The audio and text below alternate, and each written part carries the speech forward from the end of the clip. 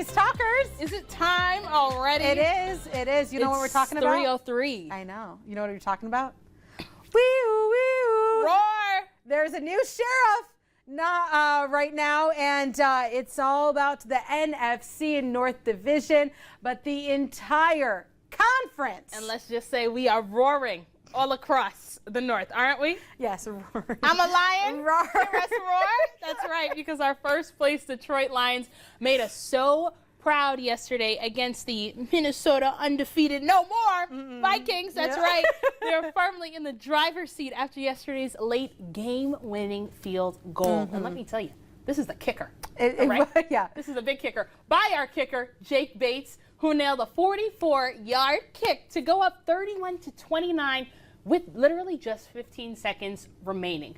What an electric, crazy moment this was. Look at Jared Goff walking like he's doing business out here. Well, he is doing business because the Lions offense is amazing. Jared Goff is showing us time and time and again why he is the face of all of Detroit sports right now. He's been playing lights out football lately. Let me give you a couple stats. 22 completions out of 25 attempts. Check. 280 yards throwing. Check. And 2 touchdowns. Check. Check, check, check. That Honestly, is right. I think it's screaming MVP, MVP. But I don't get too ahead of myself. But No. definitely, he is a great leader, and it's been great seeing him kind of lead the Lions in such a way. But yesterday's game was great. M to the V to the P. Yes. You're right. You said that right. And they made their case as the best team in the NFC yesterday. So very possibly the entire NFL. But Justin, how are you feeling about this glorious Lions win? Well, I don't know how you can't feel good about it. My take's cold. Again, I just want to roll with the Honolulu Blue. Lions, I've been saying for a while here, I think right now at this moment,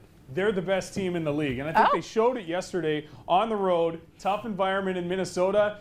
That was only one of the 2 teams undefeated remaining, and Kansas City winning yesterday means they're the only team that still is. But I think the Lions have shown some grit that they're the better team right now.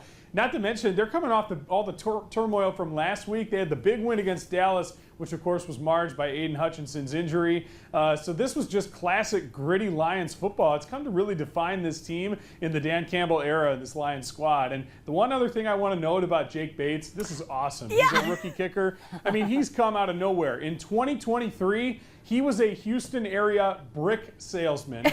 He got his opportunity in we got these other pop-up football leagues that show up. He was a Michigan Panther last year, making 60-yard field goals, setting league records for them. Now he's a game-winning kicker for the best team in football. I mean, it doesn't get any better than that. What an incredible story. I'm happy for Jake Bates. And I'm happy for the Lions. I'm going to be drinking that Kool-Aid for a while. Absolutely. Cheers to that. And honestly, cheers to a movie about, I think, Bates' upcoming. I think that would be so fun. There's got to be something. Brick salesman to success. Yeah, what is that movie with the That's Eagles crazy. guy? Was it, you know what I'm talking about? He we're going to circle back to that. I'll look it up. We'll talk. Yeah. We'll I know it's going to come to me, but let's move on from football to another exciting thing for sports. We have a new franchise on top of the mountain for the first time in history. And that franchise is New York Liberty. Congratulations to the new WNBA champions. They beat the Minnesota Lynx last night to win their first ever WNBA final series. And the Game 5 nail-biter ultimately went into overtime with a final score of 67-62. So close, my gosh. So close, yes. And the Liberty's Brianna Stewart scored 2 free throws with just seconds to go. And the New York Liberty had appeared in the finals 5 previous times without ever winning. So I guess what's saying now? The 6th time's always the charm? The 6th time is always a charm. Or just honestly, you should be proud of being that consistent of getting to the finals every time, and now you've won. And it's just great to see that excitement, and it's been great to see all of the women talk about last night's win. They've obviously had a press tour early this morning, but we just are excited that the celebration can really begin for those hardworking ladies. So congrats to Liberty. That's right. And Mayor Eric Adams has already announced that a celebration parade will take place, and this will be followed by a special ceremony at City Hall. We can't forget our mascot, Big Ellie. She was also on that press tour this morning as well, okay? Yes. You saw her on the Today Show breaking it down for everyone. She was. So I'm excited to see maybe she got a few backflips that she can do to help celebrate. That's right. And I just remember that movie. Mark Wahlberg was in it. It's called Invincible. So he was like a bartender, and he tried out to be on the Eagles, and he made it.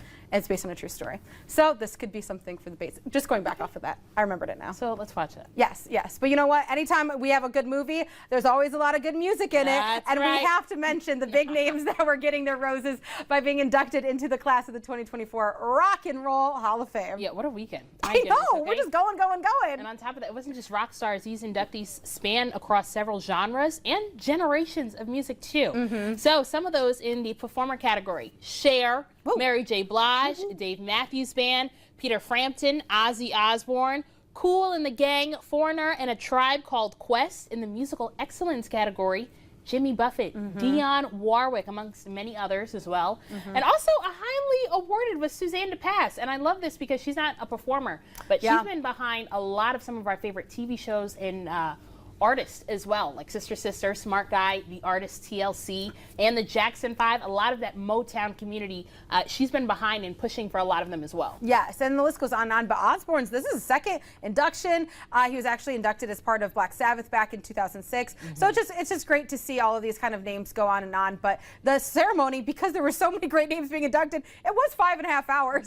But it was in Cleveland, of course, which was next to the Hall of Fame itself. But we love kind of everyone getting their roses in because it's all very well deserved. I do need to make it a bucket list is to go to the Rock and Roll Hall of Fame. I've been to the Football Hall of Fame over in Canton, which isn't far from Cleveland. But yeah. Oh, really? Okay, you know I'm doing my little Midwest. Yeah, we could go. Bucket list. Yeah, that'd be cool. I like it. Okay, but you have to drive. You know I don't like to drive. Oh, okay. All right, fine. Well.